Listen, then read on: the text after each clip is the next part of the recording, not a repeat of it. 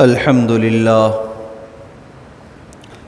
لله وكفى وسلام على عباده الذين اصطفى أما بعد فأعوذ بالله من الشيطان الرجيم بسم الله الرحمن الرحيم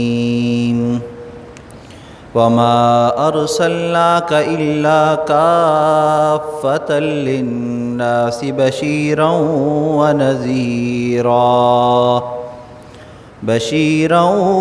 ونذيرا ولكن أكثر الناس لا يعلمون.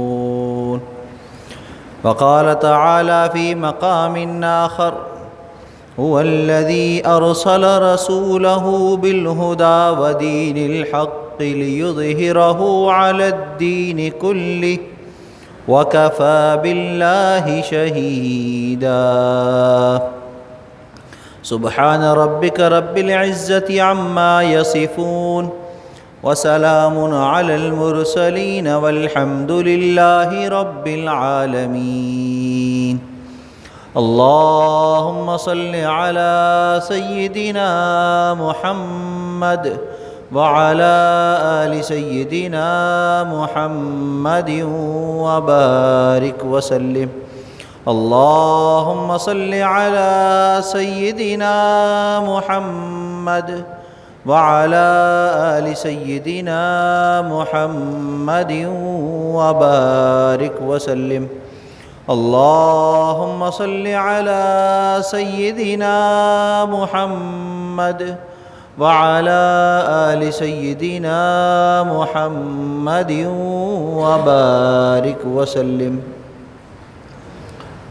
اللہ تعالیٰ نے نعمتیں تو بے شمار عطا کی ہیں، اور قرآن پاک میں یوں فرما دیا وَإِن تَعُدُّوا نِعْمَةَ اللَّهِ لَا تُحْصُوهَا. اگر میری نعمتوں کو تم شمار کرنا چاہو، گننا چاہو، تو تم اس کا احاطہ نہیں کر سکتے. نعمتیں ختم نہیں ہوں گی، تمہارے اعداد ختم ہو جائیں گے. ان تمام نعمتوں میں بہت عظیم اور انمول نعمتیں دو عطا فرمائی ہیں. نمبر ایک اسلام.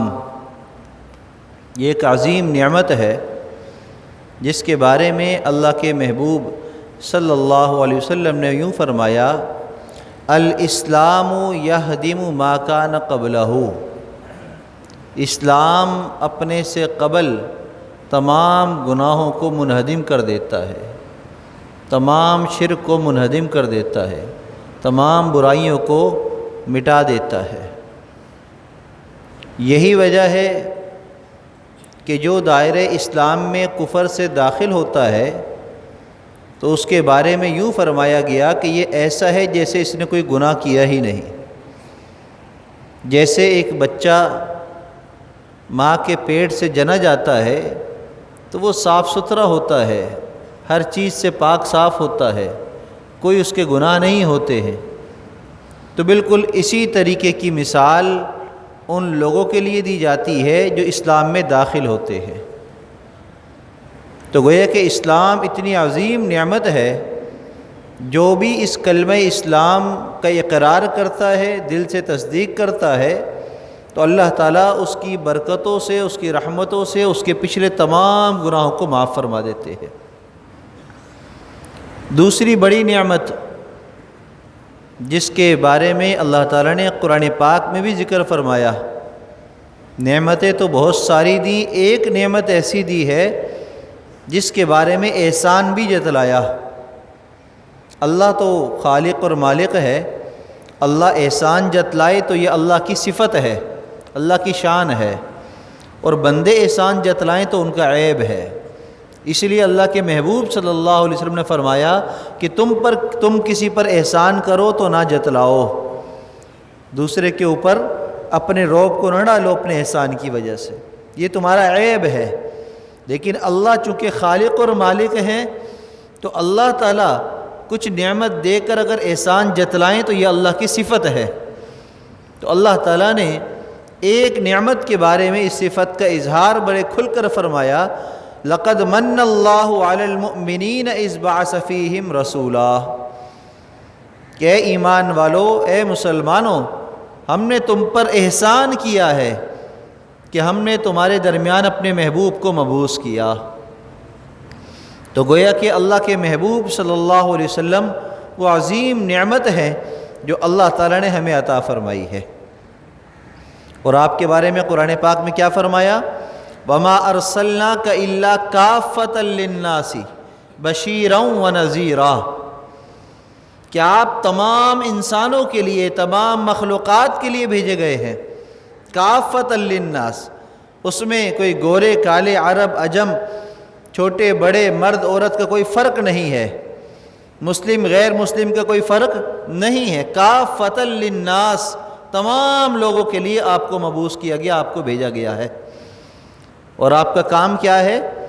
بشیرا و نذیرا، اللہ کی طرف سے خوشخبریاں سناتے ہیں، اور اللہ کی طرف سے جو وعیدے اور جہنم کی باتیں تذکرے ہیں اس کا خوف دلاتے ہیں، اس کا خوف دلاتے ہیں، ڈراتے ہیں۔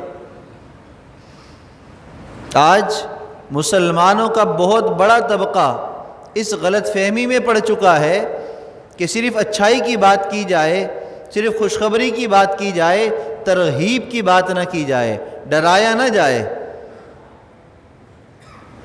کچھ سالوں پہلے ایک بڑے نامور شخص نے یہ کہا تھا کہ کوئی بندہ مسلمان مسجد میں آنے لگتا ہے تو اس کو کتاب تھما دی جاتی ہے، موت کی تیاری، اور اس میں جہنم کا تذکرہ ہوتا ہے۔ اب ایک بندہ مسجد میں آیا ہے، ابھی نماز اس کی صحیح ہوئی نہیں ہے، پہلے سے ہی اس کو جہنم سے ڈرانا شروع کر دیا، اس کو موت کے بارے میں بتلانا شروع کر دیا، تو پھر اس کا مذاق کیا، اس بات کا مذاق بنایا، حالانکہ یہ تو قرآن کا پیغام ہے، بشیرا و نذیرا، ہم نے آپ کو خوشخبری دینے والا بھی بنایا ہے اور ڈرانے والا بھی بنایا ہے۔ تو جہنم کے تذکرے، موت کے تذکرے، یہ تو اللہ کی سنت ہے، اللہ کے محبوب صلی اللہ علیہ وسلم کی سنت ہے۔ تو ان کے تذکرے کرنے سے اگر کوئی مسلمان اپنی کم فہمی کی وجہ سے اس کو غلط سمجھتا ہے تو اس کو توبہ کرنی چاہیے۔ ڈرانے کا مقصد یہ نہیں ہوتا کہ تم اپنی دنیاوی زندگی کو جو ہے چھوڑ دو، کاروبار کو چھوڑ دو، معیشت کو چھوڑ دو، بلکہ ڈرانے کا مقصد یہ ہوتا ہے کہ تم اس کی تیاری کے ساتھ چلتے رہو۔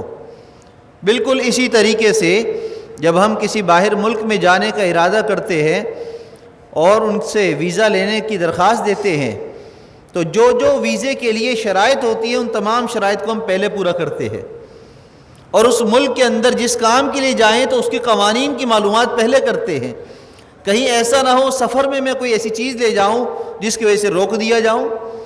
پاکستان میں تو اس چیز کو لے جانے میں کوئی ممانعت نہیں، لیکن وہاں ایئرپورٹ پر اس کی ممانعت ہو تو فوراً اس چیز کو الگ کیا جاتا ہے اپنے سامان سے۔ ظاہری حلیے کے اندر اگر اس ملک کے اندر کوئی قوانین، کوئی شرائط رکھی گئی ہوں تو اسی کو اختیار کر کے جاتا ہے، اپنے اس حلیے کے ساتھ نہیں جاتا جس سے یہاں رہ رہا ہوتا ہے۔ تو پتہ چلا کہ کوئی بھی شرائط، ضوابط کہ جو اگرچہ ڈرنے کی چیز نہیں ہے، عمل کی چیز ہے، لیکن ہم نے ان چیزوں کو اپنے لیے ڈر اور خوف کا باعث بنا کر اور ہم دین اسلام کی تعلیم کو چھوڑ دیں اور آپ کے پیغام سے ہم روگردانی کر دیں تو ہماری کم فہمی کا بد نصیبی کی بات ہے، یہ اس کے اندر کوئی خوف کی علامت نہیں ہے۔ اس لیے کہ اللہ کائنات کے خالق اور مالک ہیں، اللہ کے سامنے پیش ہونے کے لیے بھی آداب ہیں، اس کے بھی کوئی شرائط ہیں، تو انہی شرائط کو ترہیب کا نام دیا جاتا ہے کہ ان تمام باتوں پر عمل کرو، ان تمام چیزوں سے بچو، تاکہ تم اللہ کے سامنے جب پیش ہو تو تم صاف ستھرے ہو کر پیش ہو جاؤ، تم پاک صاف ہو کر پیش ہو جاؤ۔ اور قرآن پاک میں واضح طور پر فرما دیا هو الذی ارسل رسولہ بالہدی ودین الحق، کہ ہم نے اپنے رسول صلی اللہ علیہ وسلم کو بھیجا ہے حق کے ساتھ، دین حق دے کر بھیجا ہے، ہدایت کا سرچشمہ عطا کیا ہے آپ کو، لیظہرہ علی الدین کلہ، تمام ادیان باطلہ پر یہ ظاہر ہو کر رہے گا، واضح ہو کر رہے گا، غالب آ کر رہے گا۔ تو اس لیے یہ بات اپنے ذہن سے نکال دیجیے کہ مسلمان آج پٹ رہا ہے، مسلمان دب رہا ہے۔ نہیں نہیں، یہ ہماری اپنی کم ہمتی ہے، ہم خود احساس کمتری کا شکار ہو چکے ہیں، جس کی وجہ سے ہم ایسی سوچ کے حامل ہو چکے ہیں اور ایسی باتیں ہماری زبانوں پر آ جاتی ہے۔ ہم تو اس دین متین پر چلنے والے ہیں، ہم تو اس راہ ہدایت کے پیروکار ہیں جس کے بارے میں اللہ نے قرآن پاک میں فرما دیا کہ یہی غالب آ کر رہے گا، تو کوئی اور غالب ہو نہیں سکتا۔ اور جب کوئی غالب ہو نہیں سکتا تو وہ اپنے غلبے کو مختلف طریقے سے ظاہر کرنے کی کوشش کرتا ہے۔ جیسے بلی ایک کمزور سے جانور ہے اور اس کو یوں ہلکا سا بھی اشارہ کرو تو بھاگ جاتی ہے ڈر کر، تو بظاہر ایسا لگتا ہے کہ جو ہے نا وہ اس کو گھیر لیا جائے تو کچھ نہیں کرے گی، لیکن جب اس کو گھیرا جاتا ہے تو وہ ہے تو چھوٹی ہی، ڈرپوک ہی، لیکن جب اس کو گھیرا جاتا ہے تو وہ پنجے مارتی ہے، وہ اچھلتی ہے، حملہ کرتی ہے۔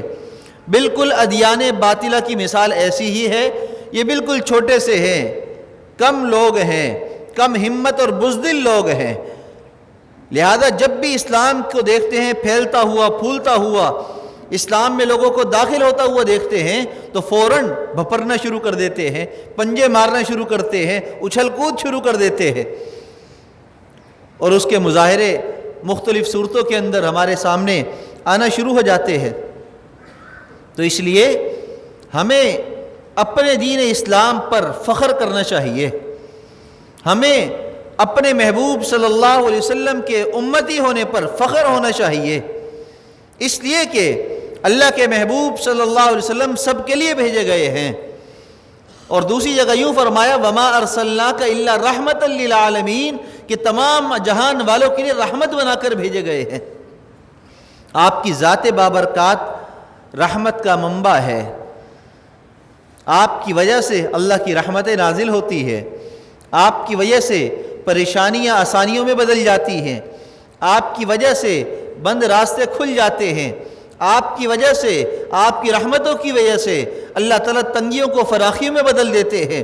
آپ کے نام کی برکتوں سے ہی اللہ تعالیٰ قیامت تک اپنے بندوں پر رحمت نازل فرماتے رہیں گے۔ آپ کی رحمتوں کے قصے بے شمار ہیں۔ چند باتیں، اللہ کے محبوب صلی اللہ علیہ وسلم نماز ادا فرما رہے ہیں، 4 رکعت والی نماز ہے، 2 رکعت پر آپ نے سلام پھیر دیا، 2 رکعت پر سلام پھیر دیا۔ صحابہ کرام رضی اللہ عنہم اجمعین خاموش، ادب کی وجہ سے کوئی بات بھی نہیں کی۔ سلام پھیرنے کے بعد ایک صحابی نے یوں سوال کیا کہ یا رسول اللہ صلی اللہ علیہ وسلم، کیا نماز اس وقت کی 4 سے 2 ہو گئی ہے؟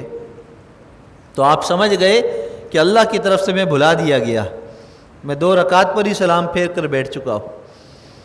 تو گویا کہ نماز ادا کرتے ہوئے اللہ کے محبوب صلی اللہ علیہ وسلم کا بھول جانا آپ کے ارادے سے نہیں تھا، آپ کی مرضی سے نہیں تھا، اللہ تعالیٰ نے آپ کو وہ رکعتیں بھلا کر سلام پھروا کر پوری امت کے لیے رحمت بنا دیا کہ اے میرے محبوب اتنا قیمتی ہے، اس کا بھول جانا بھی تمہارے لیے رحمت ہے۔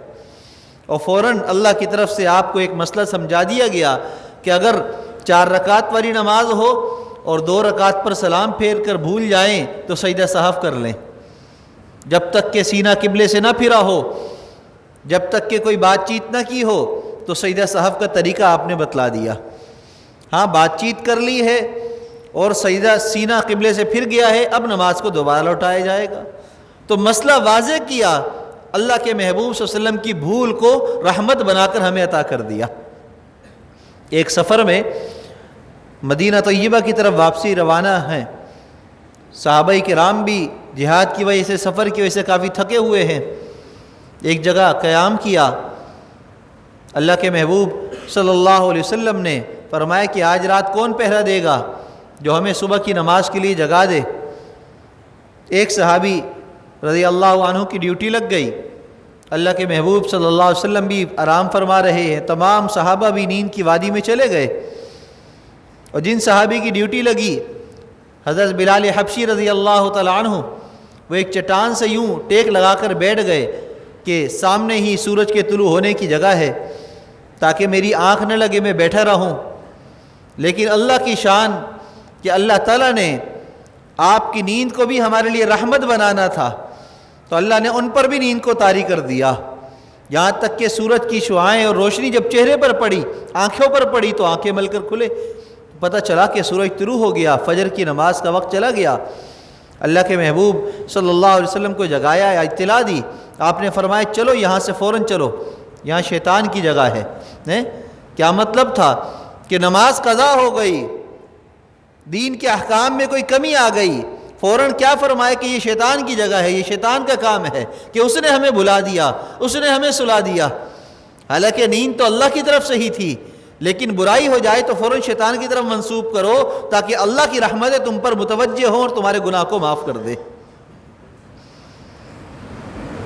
آج ہم پر کتنی ہی فجر ایسی گزر جاتی ہیں کہ کانوں پر اذان کی آواز ہی نہیں آتی، ہم سمجھتے ہیں کہ ہم سو رہے ہیں، حالانکہ ہم سب مردہ بنے ہوتے ہیں، اس لیے کہ سونے والے کو آواز دی جائے تو وہ جاگ جاتا ہے، جو مر جائے تو وہ آوازوں سے چیخ و پکار سے جاگتا نہیں ہے۔ ہم اپنی نیند کو بھی غفلت والی نہ بنائیں، اللہ کی ذکر اور یاد والی بنائیں، اور اس کا طریقہ بہت ہی آسان ہے۔ رات کو سونے سے پہلے باوضو ہو جائیں، ذکر کا اہتمام کریں، عشاء کی نماز باجماعت ادا کریں اور دعا کا اہتمام کر کر سوئیں، اور سوتے ہوئے اللہ تعالیٰ سے یوں کہہ دیں کہ اللہ آپ مجھے فجر کی نماز کے لیے اتنے بجے جگا دیجیے اور نماز پڑھنے کی توفیق عطا فرما دیجیے۔ اللہ وہ ذات ہے جو ہر مومن کی دعا کو قبول کرتا ہے، ہر ایک کی بات کو سنتا ہے، کسی الارم کے بغیر ہی اسی وقت میں انشاءاللہ آپ کی آنکھ کھل بھی جائے گی اور اللہ کی رضا اور توفیق ہوئی تو نماز باجماعت بھی مل جائے گی۔ لیکن شرط یہ ہے کہ اس نیت کے ساتھ سوئیں، اور سوتے ہوئے ایک نیت یہ کیا کریں کہ یا اللہ فجر کی نماز انشاءاللہ باجماعت پڑھنی ہے اور کل کا دن بھی بغیر گناہوں کے گزارنا ہے، یہ ایک نیکی کی نیت ہے، اور نیکی کی نیت بندہ کر کے سوتا ہے تو پوری رات عبادت کا ثواب اللہ اس کو عطا فرماتے ہیں۔ تو گویا کہ پوری رات بھی ذاکرین میں بھی لکھے جائیں گے، عبادت گزاروں میں لکھے جائیں گے، اور صبح غفلت کی نیند نہیں ہوگی، بیداری والی اللہ جو ہے وہ زندگی عطا فرمائیں گے۔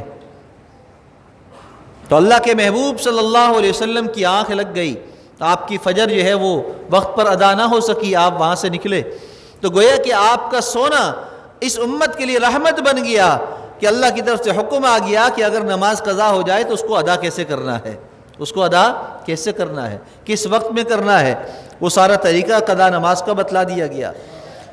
وہ ذات کہ جو رحمت للعالمین بنائی گئی، وہ ذات جس کا سونا بھی رحمت، وہ ذات جس کی بھول چوک بھی رحمت، جس کا قول فعل بھی رحمت، اس ذات کا وجود کیسا ببرکت ہوگا، کیسی رحمتیں ہوں گی اس کے ذریعے، اور اس کے تذکرے سے اور اس کے زندگی کے اعمال، اس کے طریقوں کو ہم اپنی زندگی میں لے کر آئیں گے تو ہماری زندگی کے اندر رحمتیں ہی رحمتیں بھر جائیں گی۔ یہی وہ باتیں ہیں، یہی وہ بنیادی نقطے ہیں جس کی بنیاد پر مسلمان کا ایمان بھی مضبوط رہتا ہے اور مسلمان اس جذبے سے برقرار بھی رہتا ہے، چاہے دنیا کے کسی ملک میں چلا جائے، چاہے دنیا کے کسی گندے ماحول کے اندر اس کو دھکیل دیا جائے، لیکن جو دین اسلام کی اہمیت کو سمجھتا ہوگا، اپنے دل کے اندر اپنے محبوب صلی اللہ علیہ وسلم کی محبت کو رکھتا ہوگا، تو کسی بھی ماحول میں چلا جائے وہ ایمان سے کبھی نہیں جائے گا۔ یہ محبت اور یہ عشق رسول اس کو واپس کھینچ کر اسلام کی طرف لے آئے گی، اور یہی جذبہ، یہی سنت پر عمل کرنا کافروں کے لیے ایک زہر ہے، ان کے لیے ایک تیر کے مانند ہے، ان کے لیے ایک بم کے مانند ہے، ایک راکٹ کے مانند ہے کہ ان کو جہاں جہاں سنتیں نظر آتی ہیں، جہاں جہاں مسلمانوں کو عملی طور پر دیکھتے ہیں تو ان کو نشانہ بنانے کی کوشش کرتے ہیں۔ تو اس لیے ہمیں غور و فکر کرنا ہے اس بات پر کہ ہمارے مسلمان بھائی کہاں کہاں نشانہ بن رہے ہیں اور کیوں بن رہے ہیں، ان وجوہات کو سمجھنا ہے، دشمن کی چالوں کو سمجھنا ہے، کم ہمت نہیں ہونا، پستوں کو اپنے ہمتوں کو پست نہیں کرنا، بلکہ ہمت کے ساتھ آگے بڑھنے کا جذبہ برقرار رکھنا ہے۔ دل دہلانے دینے والا واقعہ رونما ہوا۔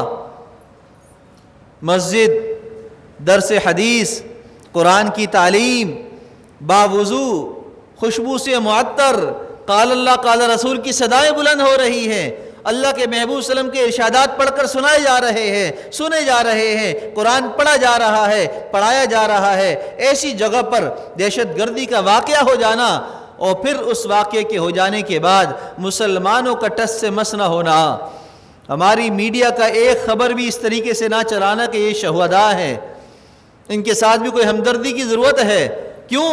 اس لیے کہ وہ مدرسے کے طلباء تھے، اس لیے کہ وہ مسجد کے اندر شہید کیے گئے تھے، اس لیے کہ وہ قال اللہ قال رسول پڑھتے ہوئے اللہ کے آگے پیش ہوئے تھے، اس لیے ان کے تذکرے نہیں ہیں، ان کے چرچے نہیں ہیں، ان کا غم ہمارے دلوں کے اندر نہیں ہے۔ یہی وجہ ہے ہماری اسی بے حسی کی وجہ سے ہم پر ایسے لوگ مسلط ہو چکے ہیں کہ جو یہ بیان دیتے ہیں، آئی جی ہونے کے باوجود بھی، اتنا بہترین بڑا عہدہ ہونے کے باوجود بھی ایسے کم ہمت اور اسی کم ایمانی والی بات کرنا کہ یوں کہہ دینا کہ یہ چھوٹے موٹے واقعات تو ہوتے رہتے ہیں، تو اس سے بڑی پستی کی بات کیا ہو سکتی ہے؟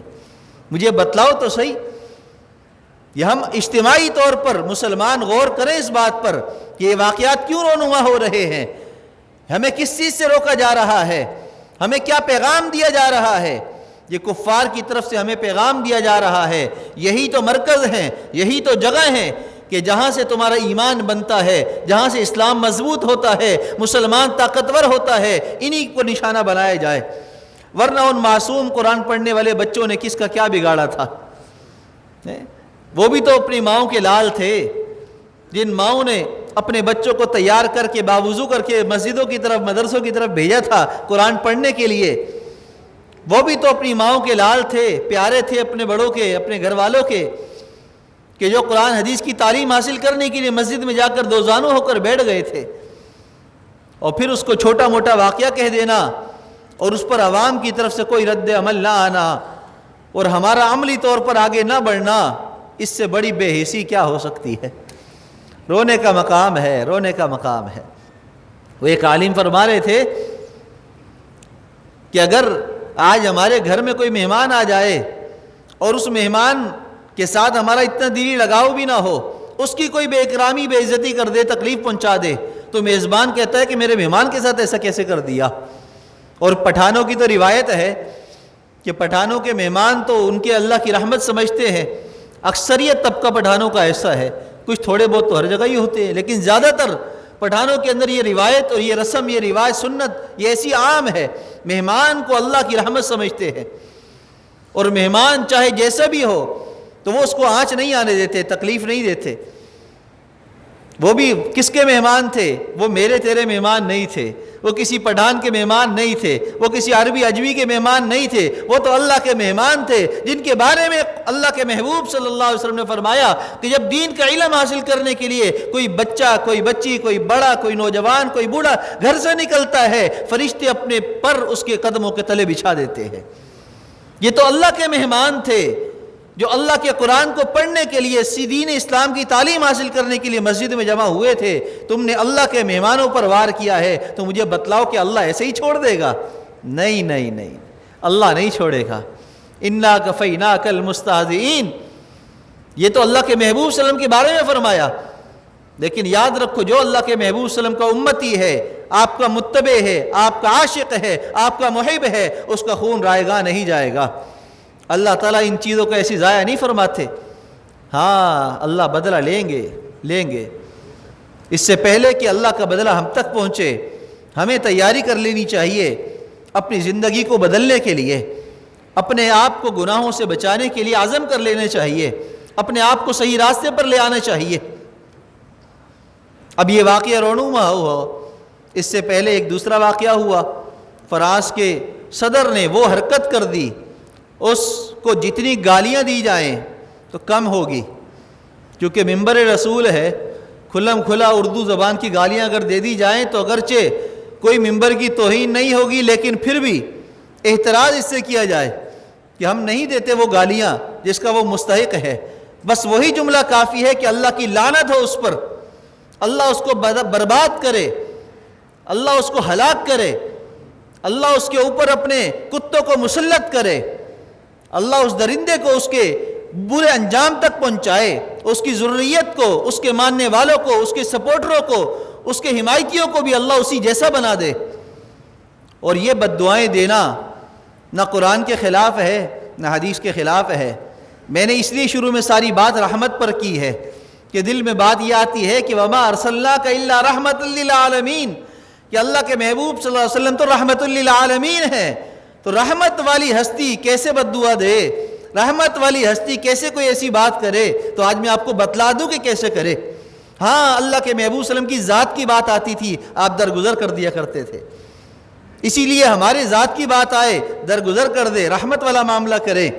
ہمیں کوئی تکلیف پہنچا دے ہم معاف کر دیں، ہمارا کوئی حق ادا نہ کرے کوئی بات نہیں، ہم سب کے حق ادا کریں۔ اپنے ذات تک کا معافی عفو درگزر کا معاملہ کرنا عین سنت ہے، اللہ کے محبوب صلی اللہ علیہ وسلم کا طریقہ ہے۔ لیکن جب نبی کریم صلی اللہ علیہ وسلم کے سامنے جب نبوت کی بات آتی تھی، رسالت کی بات آتی تھی، ایک نبی کی شان کی بات آتی تھی، تو آپ معاف نہیں فرماتے تھے۔ اپنے ذہنوں سے اس غلط فہمی کو نکال دیں۔ آپ جب اللہ کے محبوب صلی اللہ علیہ وسلم نے مدینہ طیبہ سے مختلف کفار کے بادشاہوں کے پاس خطوط لکھے،